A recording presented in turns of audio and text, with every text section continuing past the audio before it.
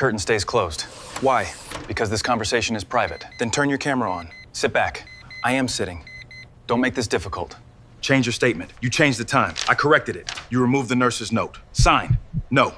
You haven't heard the consequences. I heard the lie. Sign and you go home. And if I refuse? Your daughter loses her placement. Leave her out of this. The nurse loses her job too. That sounds bigger than one report. It becomes as big as I say. Not anymore. That call matters, not to me. You should answer it. No lawyer, no family, no witnesses. Someone knows I'm here. Who?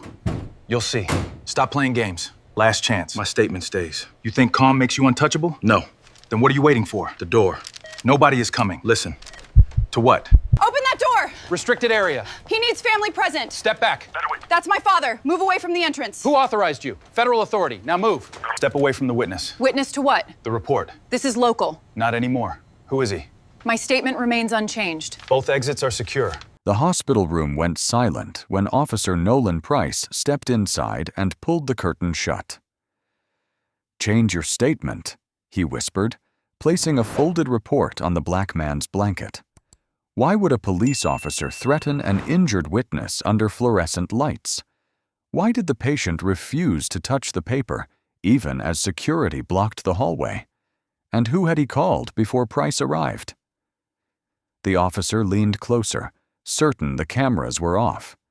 Then elevator doors opened, shoes struck the tile in perfect rhythm, and federal agents filled both ends of the corridor. What they knew about that patient would change the entire city. So stay until the last door opens. The curtain stirred before the door opened. Marcus kept his eyes on the folded report as Nolan Price waited for him to reach for it. "Sign the corrected version." Marcus rested both hands on the blanket. "You changed the time." "I fixed an error." "You removed the nurse's note." The vent clicked overhead, sending cold air across the paper. One corner lifted, then settled. "Mr. Hayes, this is your last easy option." Marcus glanced at the metal panel beside the sink. In its reflection, a shadow crossed the corridor and stopped. "What happens if I refuse?" "You leave in custody. Your daughter loses her placement. The nurse who helped you loses her job. Everyone decides this was a confused patient making trouble." Marcus touched the silver pin beneath his shirt. "That sounds larger than one report. It becomes as large as I say it is." Outside, a cartwheel squeaked once, then went still. Price pushed a pen across the blanket. "Write that you misunderstood what you saw." "Turn your camera on." "It's being serviced." "The hallway cameras?" "Offline." "Convenient." Price pulled the curtain tighter until the room narrowed to white fabric, fluorescent light, and antiseptic. "Do you know how many people sign papers like this and go home?" "How many?" That wasn't a question. It should be. A vibration came from the cabinet holding Marcus's belongings. Price opened it and pressed the phone's power button until the screen went dark. "You came here in a work jacket," he said. "No lawyer, no family. No one here knows who you are." Marcus watched the black screen disappear. "Someone does." The handle turned. Martin Bell entered in his security blazer. "The east elevator is locked," Bell said. "2 people showed credentials." "What kind?" Bell looked at Marcus, then away. "Federal." Price stepped back. "Tell them he's under police supervision." "I did." "And?" "They asked who authorized it." Price seized the report. The paper cracked in his fist. "Call Sergeant Keene." "Straight to voicemail." Marcus placed his feet on the floor. The tile was cold through his socks. Bell moved to stop him, but Marcus only stood and straightened his jacket. "Sit down," Price ordered. Marcus remained still. Footsteps reached the corridor. Not hurried. Measured. More than 2 people. Bell opened the curtain an inch. A woman in a dark suit stood near the nurse's station, speaking to Dr. Chen. Another agent photographed a security camera's dark status light. Price whispered, "What did you tell them?" "The truth." "You don't decide what the truth is. Neither do you." The door opened fully. Dana Whitaker entered with a leather folder. Silver threaded her hair. She moved with quiet precision. "Officer Price, step away from the witness." Price gave a short laugh. "Witness to what?" Dana looked at the crumpled report. "You can begin with that." Two agents appeared behind her. Bell moved toward the wall. Price stayed between the bed and sink. "This is a local matter." "No, it became federal when you entered this room." She held out her hand. Price did not move. Marcus looked at the report. Its bent corner had unfolded in the cold air. Then a voice came from the corridor. "Both exits are secure."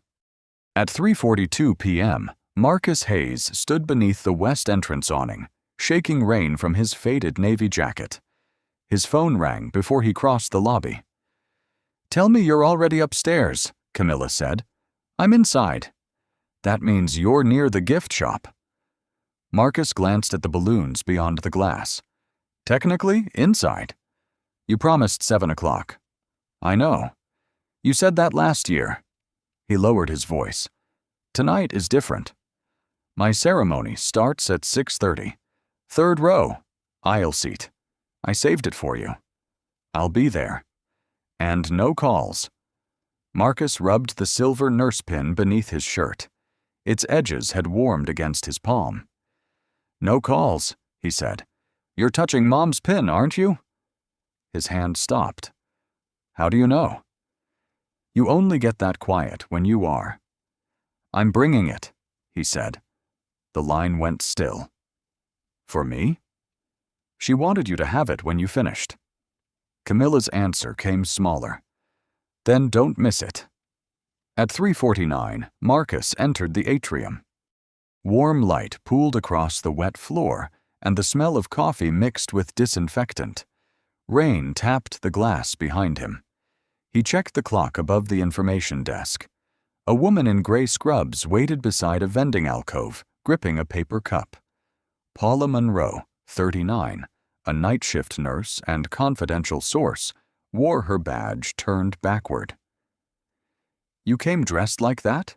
she murmured. "You asked for invisible." "You look like you repair boilers."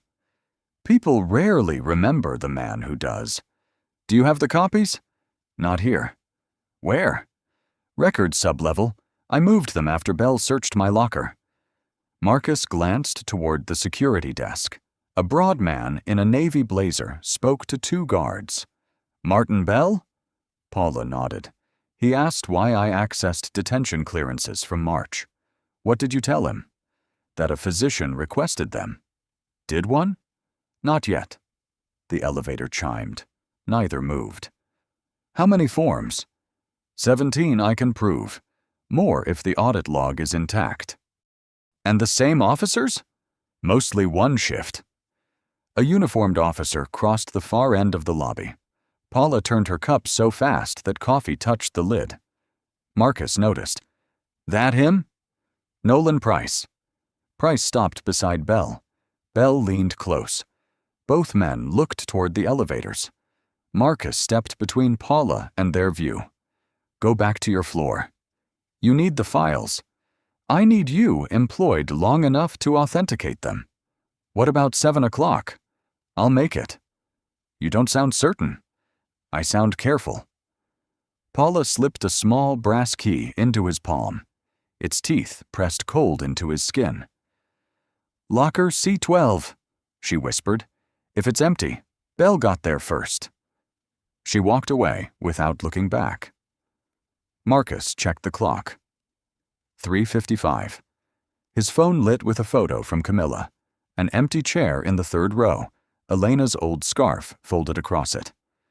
"Don't make me save this place for a ghost." Marcus read the sentence twice. Elevator cables hummed behind the wall. The indicator changed from 5 to 4. He tucked the silver pin beneath his shirt, closed his hand around the key, and pressed the sub-level button. In the dark elevator doors, Nolan Price appeared behind him. The elevator doors stopped 6 inches apart. Nolan Price forced them open. Sub-level access is restricted. Marcus kept the brass key in his pocket. Then why is the button available? For staff. You followed me into a staff elevator. Price stepped inside. What business do you have downstairs? Visiting someone. At records? Marcus watched the numbers descend. You ask questions for a man who hasn't introduced himself. Nolan Price. Marlow Police. Marcus Hayes. The doors opened on B1. Stay where I can see you, Price said. Am I detained? No. Then choose your distance carefully. At 4:03, Paula emerged from a treatment bay with a clipboard against her chest. Beside her sat an older black man in a gray transit jacket, one wrist secured to the bed rail. Victor Lane, 63, rubbed his free hand against the blanket. Price moved ahead. Clear him for transport. The physician hasn't finished, Paula said. He's been here 40 minutes. He reported dizziness. Victor looked toward Marcus. The room tilted when I stood. Price tapped the form. Sign the release. There's no second blood pressure. Use the intake number. That was taken in the patrol car. Paula's pen hovered above an empty line. The fluorescent tube buzzed. Marcus smelled the sharp alcohol wipe she had opened and forgotten on the tray. What time did transport request clearance? He asked. Price turned. This doesn't concern you.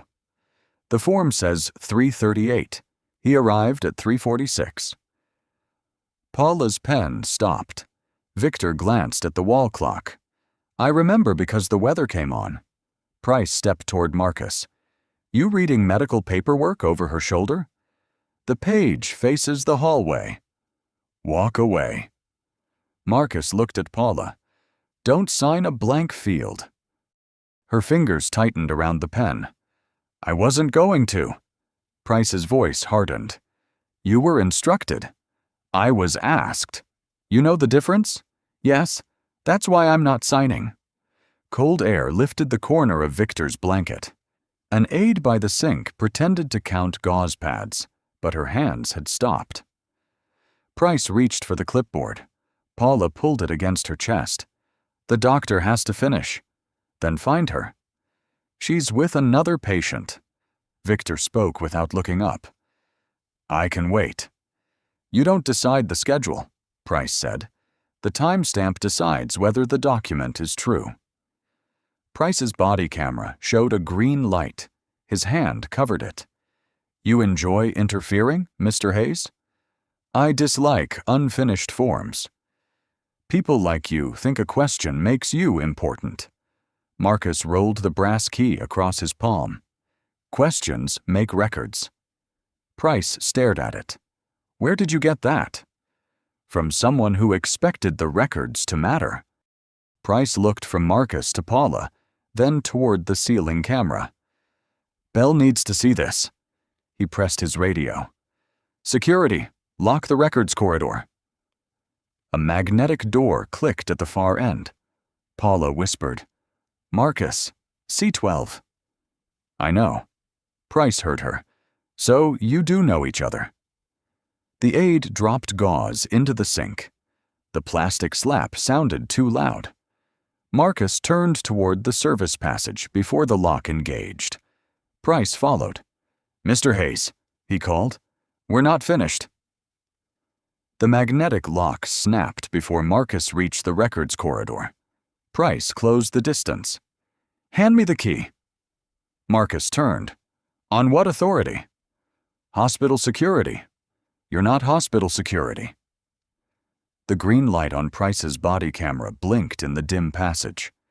Give me the key, Mr. Hayes. Preserve the medical form first. That belongs to the hospital. It may belong to an investigation. You don't have one? Then keeping it intact should be easy. Price's phone vibrated. He glanced at the screen. Dad. Cardiology floor. For half a second, his face changed. I'm working. A thin, older voice leaked from the speaker. They moved the appointment again. I said I'll handle it. You said that Tuesday. Price pressed 2 fingers to his brow. Dad, not now. Just tell me if you're coming. The corridor was cold through Marcus's damp jacket. Price ended the call. You're going upstairs.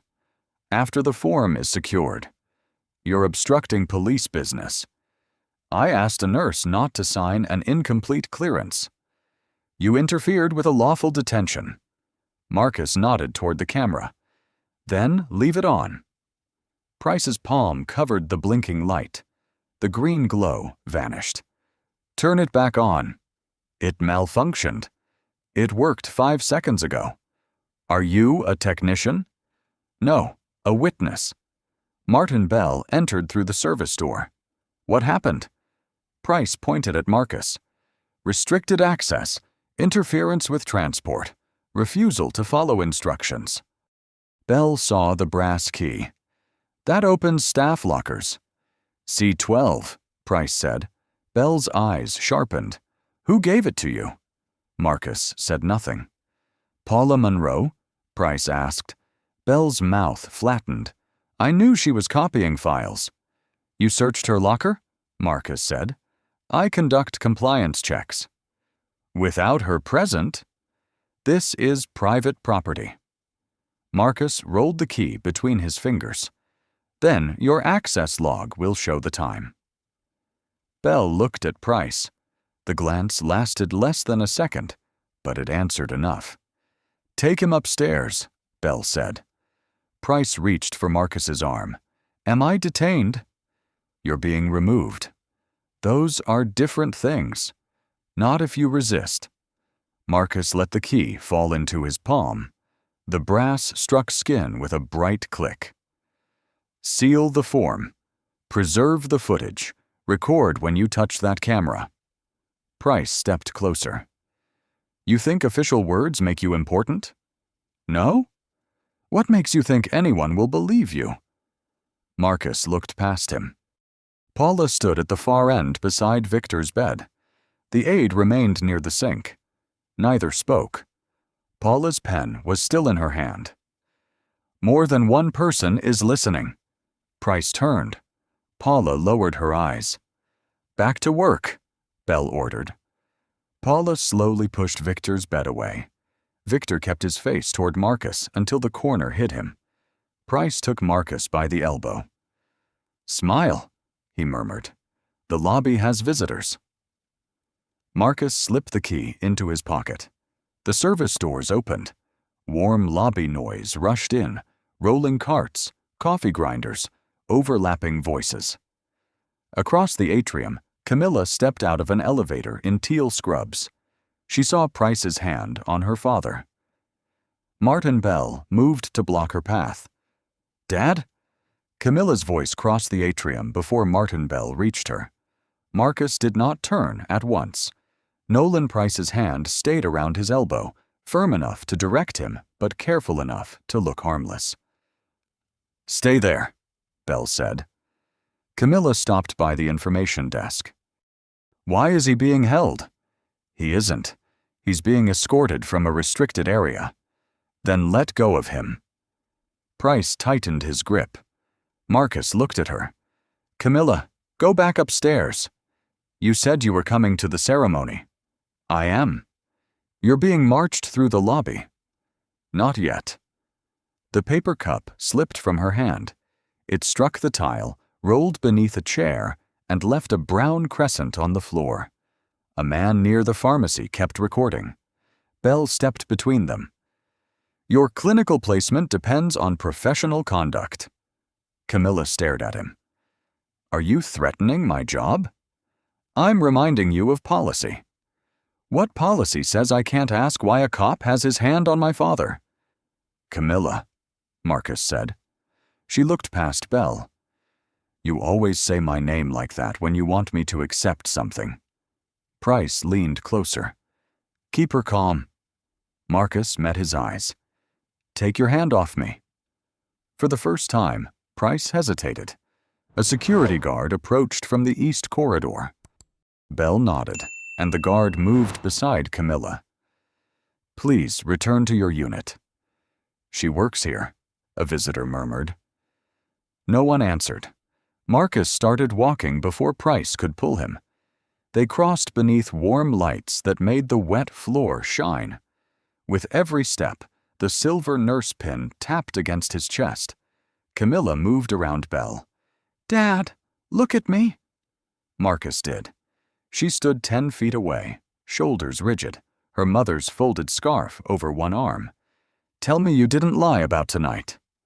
"I didn't." "Then why are you leaving?" "Because this needs to be handled correctly." "That's what you said when Mom was in surgery." Marcus stopped. Price tugged his arm. "Keep moving." Camilla's mouth trembled once. "You missed the last conversation with her because someone called." Marcus touched the pin through his shirt. "I know." "No. You remember. That's different." Bell stepped forward. "Enough." Marcus turned. "Do not speak to her that way." "Then cooperate," Bell said. A janitor near the elevators froze with his mop. The man with the phone raised it again. Price saw him. "Put that away. It's a public lobby." Bell glanced toward the ceiling cameras. One status light blinked green. Price lowered his voice. "We can finish this quietly upstairs." "You chose the lobby," Marcus said. "You chose to make trouble." Camilla stepped closer. The guard blocked her. Marcus reached beneath his collar, pulled out the silver pin, and held it where she could see. "I brought it." Her eyes dropped to the small metal shape. "Then be there at 7. "I will try." "That isn't what you promised." The elevator chimed behind him. Price guided Marcus inside. Bell stayed in the lobby, watching Camilla as the doors began to close. At the last moment, she bent for the fallen cup. Her fingers shook so badly she missed it, and it rolled away again. The doors shut on the empty space between them. The elevator opened onto the service level. "Left," Price said. Marcus entered a windowless processing room. A metal table stood beneath a humming fluorescent panel. Sergeant Laura Keene came in, carrying a clear evidence bag. At 49, she wore her gray-streaked hair in a severe knot. "Mr. Hayes, this can end in 10 minutes." She placed a statement on the table. "Where are my belongings?" "Secured." "My identification?" Keene lifted the bag. His wallet, keys, and federal credential lay inside. "You haven't examined it." "I don't need theater." "It has a number you can verify." "We verify after intake." "Then begin." Price leaned against the wall. "Or sign and leave." Marcus read without touching the page. "This says I entered a restricted area after being warned." "You did," Price said. "It says I threatened staff." "You challenged instructions." "That is not the same sentence." Keene turned the paper toward him. "Initial the correction, sign at the bottom, and we release you without arrest." "No." The ventilation unit rattled. Cold air moved across Marcus's damp sleeves. Beyond the door, a printer started and stopped. Keene sat. "You have a daughter training in this building." Marcus looked at her. "Is that part of the offer?" "Temporary placements are fragile." "Then it is." Her fingers aligned the statement with the table's edge. "It is context." The door opened. A young officer entered with a tablet. Theo Grant, 25, narrow-shouldered and careful, held the screen with both hands. "Sergeant, you asked for the corridor upload." "Leave it." Theo glanced at Marcus, then Price. "There's a timestamp issue." "What issue?" Price asked. "The medical form shows transport requested at 3:38. My camera has us entering Saint Arden at 3:46. Keene's hand stopped. "Clock drift," Price said. "The lobby clock appears in frame. It matches dispatch." Then the nurse wrote it wrong. Marcus said, the nurse had not signed. Keene cut him off. You're not part of this review. Theo lowered the tablet. There's more. My camera stayed on in the treatment corridor. It records Mr. Hayes asking that the blank field remain unsigned. It also records your camera light turning off. A pipe clicked inside the wall. Keene stacked the statement over the medical form, but the printed times remained visible. Bring me the original upload, she said. This is the original. Then bring me a copy. Theo hesitated. Copies preserve the same metadata. Price stepped closer. Do what she said. Theo removed the tablet, but Marcus saw a blue icon in the corner. Upload complete. Keene picked up the evidence bag. You claim this credential is federal? It is. What agency? Verify the number. You don't tell me how to run my room. Marcus sat in the crooked chair. The bolt scraped tile. Keene placed a pen beside the statement. Last chance. He turned it so the tip pointed back toward her. No. The printer beyond the door started again. This time, it kept running. Theo looked toward the sound. What is printing? Keene asked. The automatic evidence receipt. For what? Theo's eyes moved to Price's dark body camera. For the uploaded footage. The evidence receipt slid from the printer in a long white ribbon. Laura Keene tore it off. Grant, wait outside. Theo did not move. The upload already reached the server. Outside. Price opened the door. As Theo passed Marcus, he left the tablet face up on the counter. The blue confirmation icon still glowed. Keene folded the receipt. You're making this harder than it needs to be. Marcus reached for the table, but the room shifted left. The fluorescent hum deepened.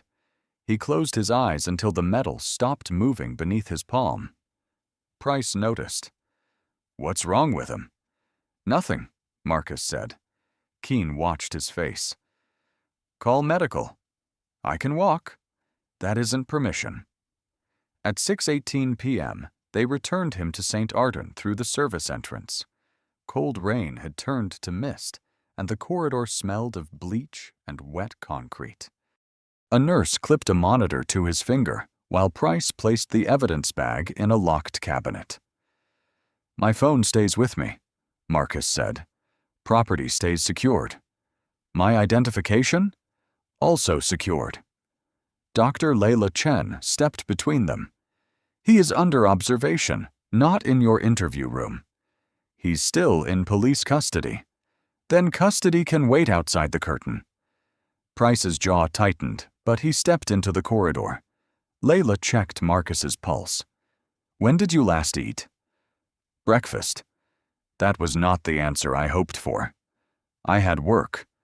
You also have a body. She adjusted the blanket over his knees. The fabric was warm, but his hands stayed cold. Can I make one call? Ask the officer. Marcus looked through the glass. Price was speaking into his radio, with his back turned. At 6:47, Camilla stood behind a curtain in the hospital auditorium, smoothing her teal uniform. Her mother's scarf lay across the empty chair in the third row. A classmate touched her elbow. They're calling us in 2 minutes. He said he'd be here. Maybe he's parking. Camilla checked the aisle again. Every other seat was filled. The chair beside the scarf remained untouched. Back in observation, Layla opened the cabinet for Marcus's medication list. His phone vibrated inside the bag. Your daughter, she said. Price returned. Leave it. It may affect his care. It's evidence. A ringing phone is not evidence. Marcus spoke first. 1 minute. Price considered him, then held out the phone without releasing the bottom edge. Camilla answered at once. Where are you? I'm still in the building. Then come downstairs. I can't yet. An announcement sounded behind her. Graduates were being called to line up. You promised. I know. The wall clock clicked to 7 o'clock. Marcus looked at Price. Tell Aunt Donna the blue folder is under the winter coats. Camilla went silent. They had no Aunt Donna. There was no blue folder. Dad, she whispered. Are you in trouble? Price pulled the phone away. Call finished. Camilla, listen. The line went dead. Price powered off the phone and sealed it inside the bag. As he turned, the device vibrated once more. A voicemail began through the plastic, faint but clear. Dad, they just called my name. No one moved. Then Price reached for the evidence bag, and Marcus saw the folded report tucked beneath it. Price followed Marcus's gaze and slid the folded report beneath the evidence bag. What is that? Marcus asked. Paperwork. The same paperwork Sergeant Keene wanted signed? Dr. Chen stepped between the cabinet and the bed. He needs hydration and no questioning until I clear him. The monitor gave a double beep. Cold air moved the curtain against Marcus's shoulder. This patient interfered with an active detention, Price said. This patient nearly fainted in your processing room. Leave. Price did not move. At the nurse's station, Martin Bell pressed a red access strip beside room 412. The display changed from visitor entry to restricted access. Camilla arrived wearing her ceremony badge. That's my father's room. Police hold, Bell said. He called me from inside this building. You can speak to him after clearance. Whose clearance? Hospital security. Paula approached with Victor's unsigned form beneath a chart. Mr. Hayes needs a family contact. Bell's eyes dropped to the paper. You're off this case. I'm his nurse until Dr. Chen reassigns me. You copied protected records. I preserved an incomplete form. Go back to your floor before this becomes a termination meeting. Camilla stepped closer. You threatened my placement. Now you're threatening her job. Inside, Marcus heard her voice. Let her in. Price pulled the curtain shut. You don't control the corridor. No, Marcus said. You seem to. Layla opened the door. Bell stood outside. I need his daughter for medical history. No visitors. That is a clinical request. Price came to the doorway. Denied. Layla's expression stayed level.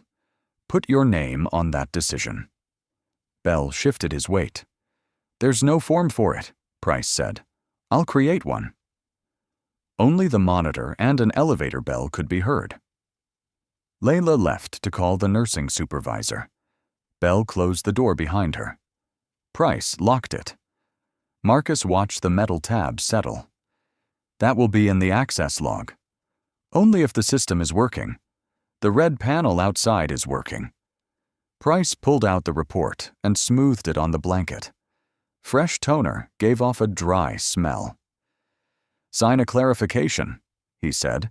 State that the nurse completed the form before you entered and that you misunderstood the time. That would be false. It would be finished. Marcus looked toward the cabinet, holding his credential. Verify my identification. We tried. No, you didn't. Price placed a pen beside his hand. Your daughter's placement can still survive this. Marcus's fingers tightened beneath the blanket. Leave her out of it. Then help me leave her out. A knock struck the door. Dad? Camilla called. Bell answered from the corridor. Step away. Paula said, the camera above the west elevator is still recording. Something scraped, followed by Bell's order for security. Price glanced at the ceiling camera. Its status light was dark. See? He said. No audience. Marcus looked at the reflection in the sink panel. Beyond the curtain, two dark shapes had stopped near the nurse's station. He placed both hands flat on the blanket. Price uncapped the pen. Sign. The elevator arrived outside, and measured footsteps moved in both directions. The footsteps stopped outside the locked door. Price held the pen over Marcus's hand. Last chance. Marcus watched the sink panel. A woman in a dark suit appeared in its reflection, followed by two men moving toward opposite ends of the corridor. "Officer Price," a voice called. "Unlock the room. Hospital security controls this floor." "No," Marcus said. "Not anymore." The handle moved once. Bell answered from outside. "This is a restricted patient area. Dana Whitaker, Federal Special Agent. Open the door." Price stared at Marcus. "Who did you call?" "My daughter." "You used a code." "I passed a message." Marcus slid the report away from the pen. The red access panel beeped. Bell's override failed. A second tone followed, lower and final, and the lock released from the corridor side. Dana entered first. At 45, she wore a charcoal suit and carried a leather folder. Behind her, Rafael Torres raised a camera while another agent remained at the door. "Step away from the witness," Dana said. Price gave a short laugh. "Witness to what?" She looked at the corrected report, the powered-off phone, and the evidence bag. "We can begin with attempted witness coercion. This is a local obstruction case." Marcus set his feet on the cold tile and stood. "It was." "Sit down." Donna moved between them. "Special Investigator Marcus Hayes is under federal protection." Bell's face emptied in the doorway. Price looked from Marcus's faded jacket to the silver nurse pin. "Your FBI?" "Attached to the Civil Rights and Public Integrity Task Force," Marcus said. "My statement remains unchanged." The monitor kept its steady pulse. Outside, a cartwheel squeaked and stopped. Raphael photographed the report without touching it. "Fresh toner. Creased twice. No signature." Price reached for it. "Don't," Dana said. His hand froze. Camilla appeared beyond the agents. Bell tried to block her, but Dana pointed toward the nurse's station. "Mr. Bell, remain where Agent Cole can see you."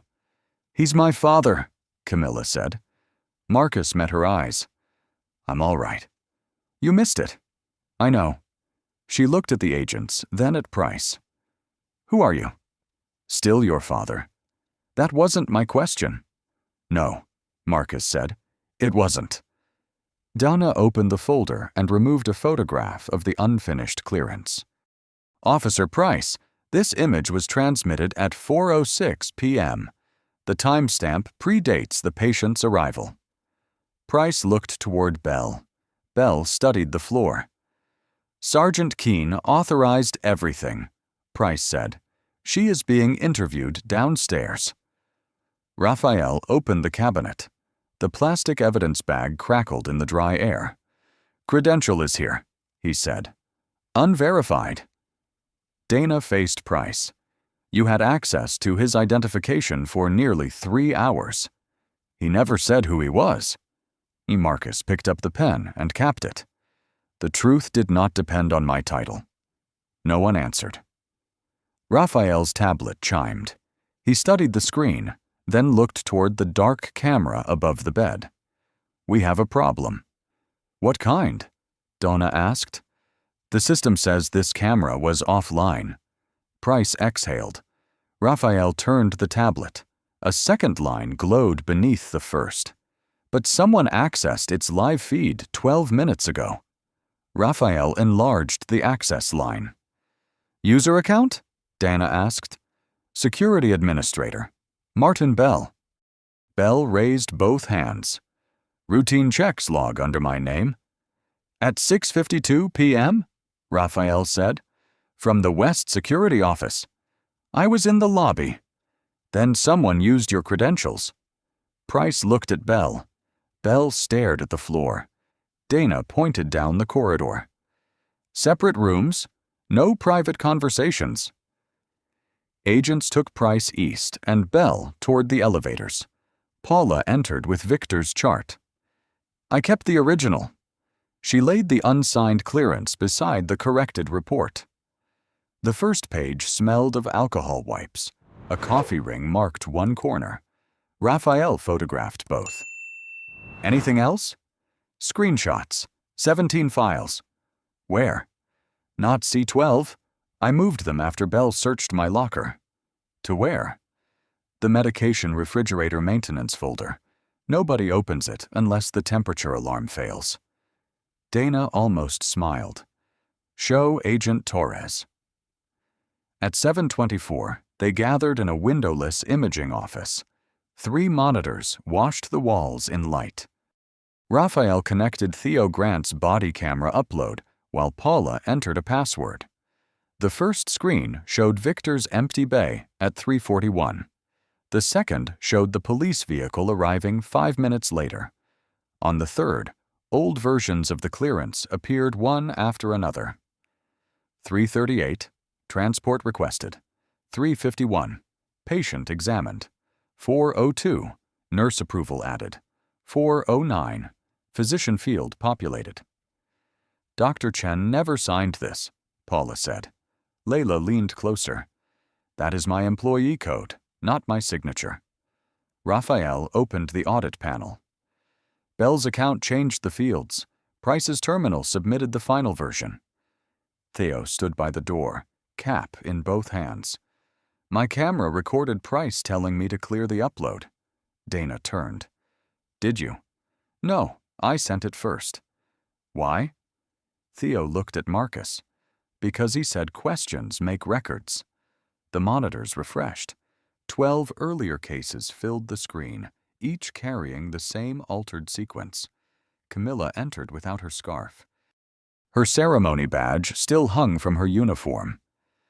So, this is why you missed it? Marcus rose. Camilla. No. Tell me what you were doing before today. Not the safe version. Dana moved toward the door. Camilla stopped her. Please stay. I want one witness who won't let him edit the answer. Marcus touched the silver pin beneath his shirt. Your mother reported the same pattern years ago. Camilla's face changed. And you never told me? I needed proof before I used her name. You used her name everywhere except at home. The server fan whirred. On the middle monitor, Elena Hayes's employee number appeared beside a hidden complaint. Marcus looked at the empty chair near Camilla. I thought finishing what she started would honor her. You keep choosing work when someone asks you to stay. He removed the pin and placed it between them. I was wrong about tonight. Camilla did not pick it up. Dana's phone rang. She listened, then covered the receiver. The federal prosecutor wants a preservation hearing at 8 tomorrow. Raphael opened another archive. Complaint numbers filled the screen. Far more than 17. At the bottom, one line read, Closed without review. The complainant was Elena Hayes. At 8:03 next morning, the hearing room smelled of old carpet, coffee, and rain drying from coats. Helen Rowe, 52, a federal prosecutor, stood at the table. Officer Price, was the report in room 412 yours? It was a correction. To what?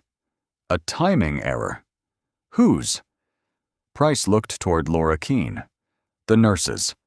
Paula sat behind Marcus, both hands around a paper cup. Helen raised the unsigned original. This form placed Victor Lane in the hospital 8 minutes before the patrol car arrived. Clerical mistakes happen. And the physician approval added from your terminal? I don't control hospital software.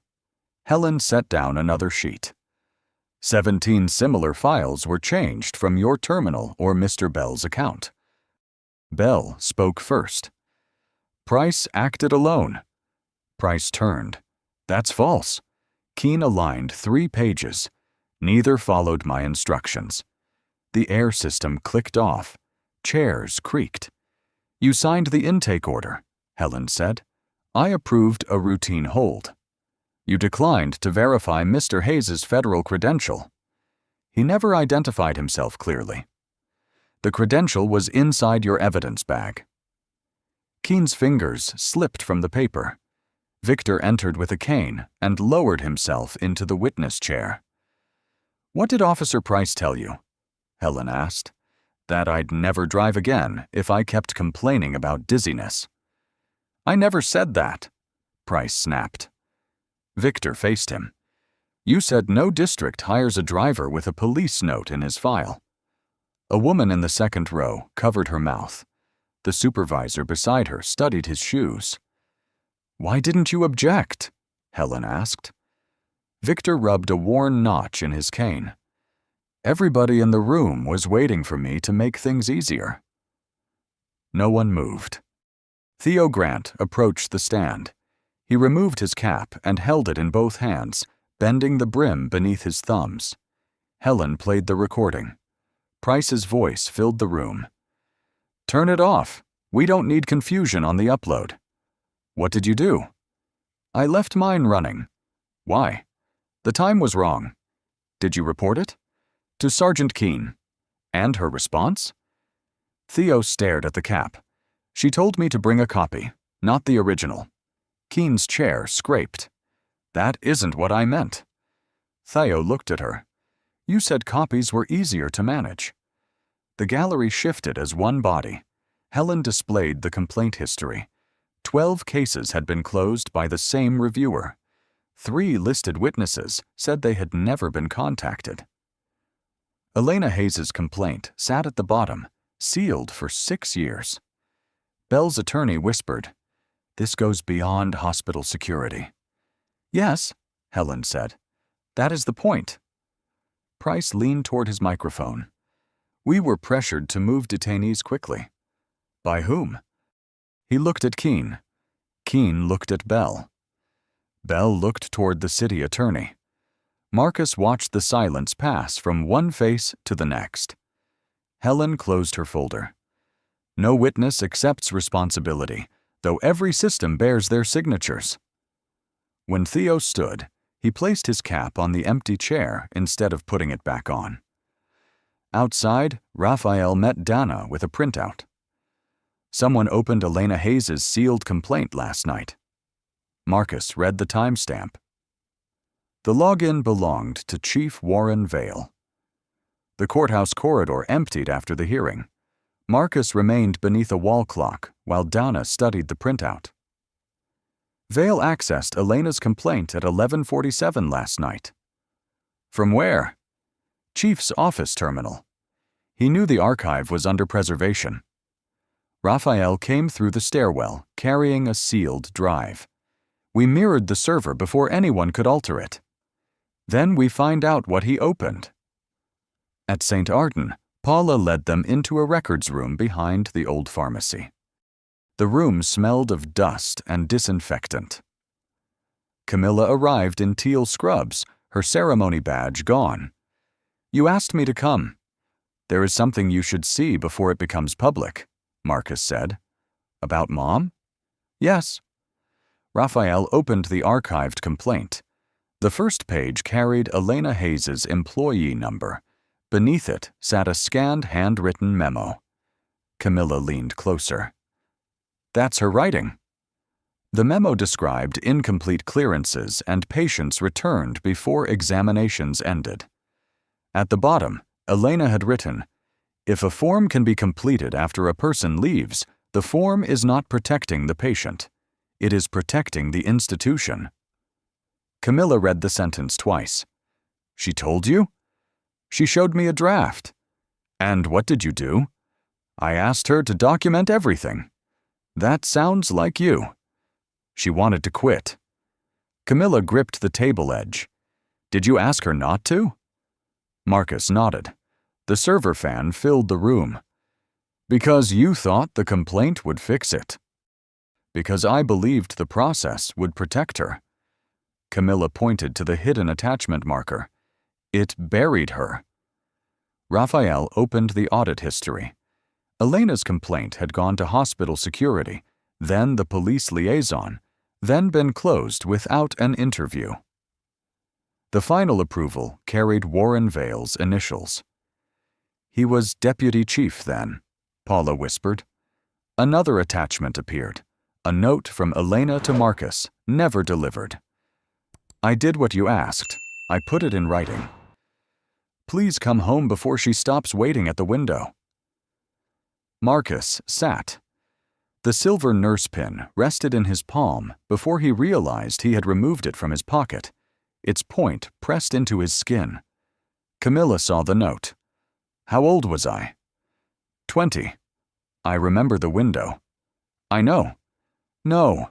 You remember being told about it. He placed the pin over Elena's faded signature. The metal caught the cold light. I thought staying on the case meant I was standing beside her. You were standing behind the paperwork. Paula turned away. Dana entered with her phone against her ear. Vale's counsel wants immunity before an interview. For what? Raphael asked. He says Keene and Bell followed an arrangement that predates Price. Camilla looked at Marcus. And if he gives you everyone? He still answers for what he did. That wasn't my question. Marcus folded Elena's note along its old crease. I won't trade away her complaint to make the case cleaner. Camilla touched the pin, but did not take it. Then stop making Mom the reason you keep choosing work over people. Raphael's laptop chimed. A recovered file appeared beneath Elena's complaint. Audio attachment, deleted 6 years ago. Dana closed the door. Marcus moved the pin aside. Play it. The audio began with the scrape of a chair. Elena's voice followed, quieter than Marcus remembered. You told me the forms were temporary. Warren Vale answered. They keep transport moving. They send people back before a doctor finishes. They are detainees, Ms. Hayes. They are patients first. Martin Bell's voice entered. You are making this bigger than it is. No, Elena said. You made it routine. Vale lowered his voice. Withdraw the complaint. Your husband works federal cases. You know what happens when agencies start looking at a family. Camilla covered her mouth. Elena replied, Is that a threat? It is advice. The file ended with a hard click. Only the server fan moved. Dana said, That is retaliation and coordination. Raphael copied the file to 2 encrypted drives. Metadata matches the complaint date. Bell's account deleted it 41 minutes later. Bell was already security director, Marcus said. Vale was deputy chief. Camilla looked at him. You never heard this? No. Would it have changed anything? Marcus stopped before sharpening the crease in Elena's note. It should have. At noon, federal agents entered police headquarters and Saint Arden security office. Price was suspended for witness coercion, falsifying a report, and false statements. Keene was removed from command. Bell's badge stopped working while he was inside his office. Vale agreed to an interview after Helen Rowe played 6 seconds of Elena's recording. You don't understand the pressure, he said. Helen set the speaker on the table. Explain it. The city demanded faster turnarounds. Bell offered a process. Keene made officers use it. And you closed the complaints. I protected the department. From patients. From scandal. Vale looked at him. Your wife was relentless. Marcus's fingers tightened around the silver pin. She was accurate. Vale asked for immunity. Helen refused. By evening, Price sat with his attorney. His father's missed message remained unopened on the phone. Bell said every clearance was approved, Price said. You changed one yourself, Dana replied. I was told to make the paperwork match transport. You entered a hospital room and pressured a witness. Price looked at the dark screen. That part was mine. Across town, Bell was escorted through the lobby where Camilla had dropped her cup. Paula watched beside Theo, who stood without his cap. No one applauded. At 6:40, Marcus found Camilla in the empty auditorium, folding Elena's scarf over the third-row chair. Charges are moving forward, he said. She smoothed the fabric. Does that make tonight better? No. Good. He placed the silver pin beside the scarf. I thought you wanted me to take it. I do. Not as payment. Camilla sat one chair away. After a while, she asked, What happens now? They examine every case. And us? Marcus looked at the empty chair. We stop pretending paperwork is the same as showing up. Her fingers closed around the pin. Dana appeared at the door. The city wants a confidential settlement, she said. They'll admit procedural failures, but not the pattern. Marcus stood. Then there is no settlement. Then there is no settlement. Donna studied Marcus across the empty auditorium. The city will call that unreasonable. They can call it public. By 9 the next morning, 12 people faced a draft agreement at Saint Arden. Marcus entered last, placed Elena's complaint beside it, and left the door open. The city attorney rose. This meeting is confidential. The proposed concealment is confidential, Marcus said. The harm was not. Dana pushed forward the first page. Federal counsel requires enforceable safeguards. We already have training, an administrator said. Camilla's pen stopped. What you lacked was anyone patients could reach before an officer decided the visit was over. The attorney looked at Marcus. Is she speaking for the task force? She is speaking as a nurse who watched security block a daughter from her father's room. Camilla did not correct him. Paula addressed the hospital board. No detainee leaves without a completed examination signed in real time. No blank fields. No later edits without an alert. That could delay transport. Victor Lane tapped his cane once. Dizziness delayed me. Your form only pretended it didn't. Marcus opened the draft. Independent medical advocate. Protected reporting for staff. Immutable video and record logs. No questioning in a patient room without medical clearance, counsel, or a recorded emergency exception. You are asking us to surrender control. No, I am asking you to document who uses it. A cart squeaked past the open door. Can we close that? Marcus kept his hand on the page. No? Dana laid out 4 photographs. The unsigned form, Price's corrected report, the dark camera light, Elena's hidden memo. These stay in the public findings. Including the 6-year-old complaint? The hospital chair asked. Especially that one. For 2 hours, language changed one line at a time. May became shall. Internal review became independent review. A pilot became permanent oversight with quarterly public reports. When the city tried to limit old cases to 1 year, Paula pushed Elena's memo across the table. 6 years, she said. Start there. At noon, they recessed. Staff slowed in the hallway to look through the open door. Some had testified. Others had watched and done nothing. Camilla approached Marcus. You could have settled this quietly. Yes. And finished sooner. Yes. You still missed my ceremony. I know. The answer carried no defense. I'll join the advisory panel, she said, but I won't be your symbol. You'll be its critic. That part I can do. When the meeting resumed, Camilla and Paula were named voting members of the Patient Protection Council. Theo agreed to help design body camera preservation rules. At 4:17 p.m., the signatures began. The hospital chair signed first. The interim chief followed. The city attorney paused before adding his name, as if the open hallway itself were watching. Marcus signed last. Donna gathered the pages. This does not repair every case. No, he said. It makes hiding the next one harder. Camilla stood beside the open door. Elena's silver pin closed in her fist. Marcus let the room empty before he moved. 6 months later, The first independent report was released at 8 a.m. Marcus stood at the back of Saint Arden's conference room while cameras clicked near the podium.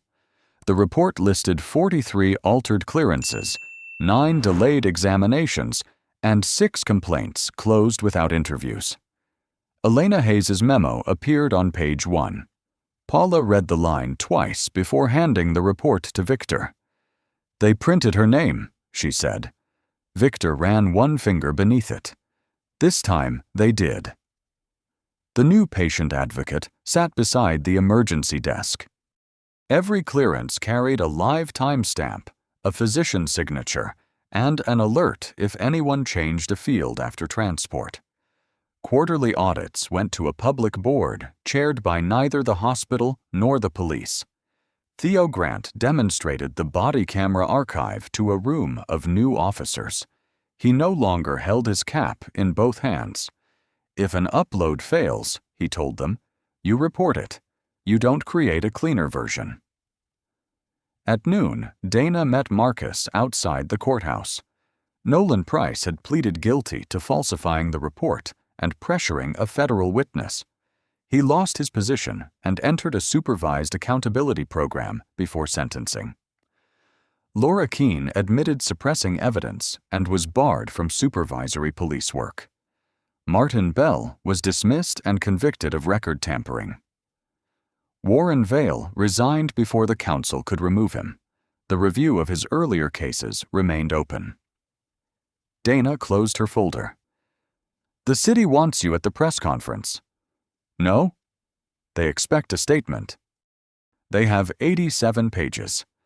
That has never stopped a microphone." Marcus looked toward the courthouse doors.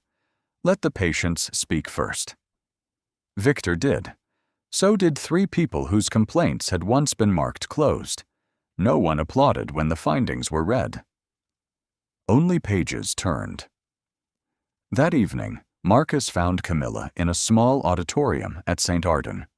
The hospital had arranged another ceremony for staff members who missed the original because of emergencies, family crises, or work. A chair waited in the 3rd row. Elena's scarf lay folded across it. "You saved me a place again," Marcus said. "Don't make it a tradition." "I won't." Camilla wore teal scrubs beneath her graduation robe. The silver nurse pin rested in Marcus's palm, warmer than it had been on the rainy afternoon when Price stopped him. When her name was called, Marcus stood at the edge of the stage. He gave no speech. He fastened the pin above her badge and checked the clasp twice. Camilla touched it. Mom would have corrected the angle. She would have corrected everything. She usually did. For a moment, neither moved. Then Camilla stepped forward and put her arms around him. Marcus's hand hovered before settling between her shoulders. Afterward, they crossed the west lobby. The security desk had become an open counter with a sign explaining how patients could request an independent advocate.